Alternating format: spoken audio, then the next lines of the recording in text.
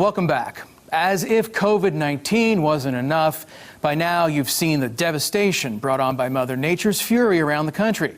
People today must now prepare for natural disasters that threaten home and health like never before.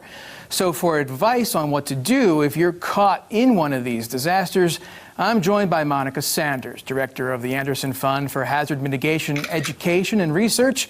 She's also an adjunct lecturer at Georgetown University in Washington, D.C. Monica, thanks for your time tonight. And I'm wondering, what's your advice on what folks ought to consider when they get a disaster kit together? Yeah, absolutely. And now because of COVID-19, you need to put some extra things in your kit. So first bucket of things that go in your kit is making sure you continue with your pandemic safety protocol. So I always say extra mask, extra hand sanitizer, disinfectant solution, a little bit of bleach that you can mix with water to disinfect hard surfaces, whether you're at home doing sheltering in place or if you're going to go to a shelter. Next bucket is food and water. So make sure you have enough non-perishable items, things like packets of tuna, granola bars, that sort of thing, and water. You can buy it in the gallons or put it in containers you might have around the house, like a Yeti or clean canteens. Enough 2 to 3 days for everyone in your household. And then the final bucket is your personal care items. If you will need to go to a shelter, you don't know how much of body wash and shampoo and things like that they may have. So just go and get some travel size of those items and make sure all that's in your go kit. Yes, and so you think a duffel bag is the best way to get everything organized? Yeah, absolutely. You don't need anything fancy. Mine's in an old gym bag. After I upgrade it, you just grab it by the handles and walk out to your car. And it's big enough to hold all the things that I just mentioned that need to go in there. Monica, what about an evacuation plan? How do you go about creating one? So again, now we're having to do a little bit more because of the pandemic. So first thing with the evacuation plan is if you've been sheltering with your family, continue with your family or your social circle. So first part of the plan is know who you're going to evacuate with, and they've been doing the same pandemic safety protocols.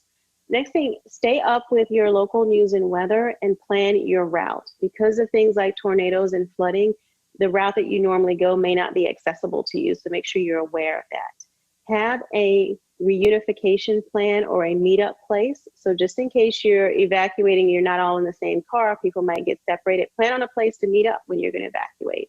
And then finally, if you're going to a shelter, make sure you call ahead. Because of the pandemic and social distancing, there may be less space. So make sure the place that you're planning on going to has space for you. So know who you're going with, know where you're going, make sure you know that there's space and you're keeping your pandemic safety protocols in place while you're doing all that. Now, if you have to leave home, where are the best places to try to get to?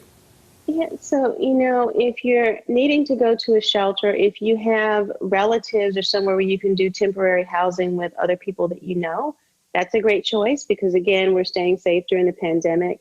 If you're talking about shelters, many of them are run by the Red Cross or local churches and things like that. So besides planning to make sure that they have space for you and you're, because of the social distancing protocols, also, some people have pets and things like that. Make sure that there's access for your pets. And if not, have a plan for that because you may not be able to go to the closest place because of the pandemic or because of certain accommodations. So you're going to want to have a location that is able to meet your needs, and they may be farther away, which goes to always have that full tank of gas and cash on hand in case you're going farther than you anticipated that you needed to go. So that's what you're talking about when you're doing sheltering. Some people may have to go to hotels. Treat it the same way you do a public shelter.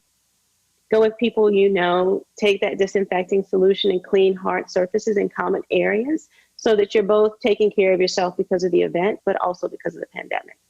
Monica, what would you tell folks if they have to evacuate with their family and they think they've come down with COVID? What's the best advice you can give them in that kind of situation?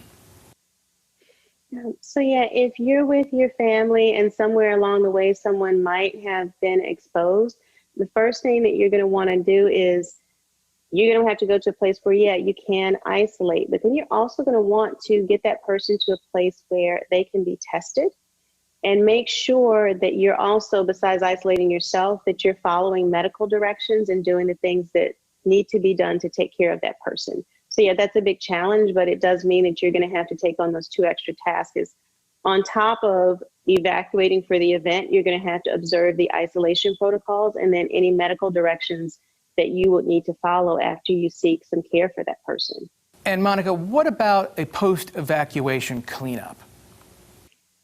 That one it's always tough, and thank you for asking that question because we often don't talk about it. You know, on a good end, your house has been closed for a few days or maybe longer because you have been away, and you're dealing with things like coming back to a house that may have some mold or mildew because it's been closed or just needs to be cleaned up because, you know, you've had a big weather event come through. Again, that's where your mild disinfecting solution comes through, bleach and water. You use it for cleanup, get rid of any mold or mildew, or refresh any linens or clothes that might have been impacted in the event.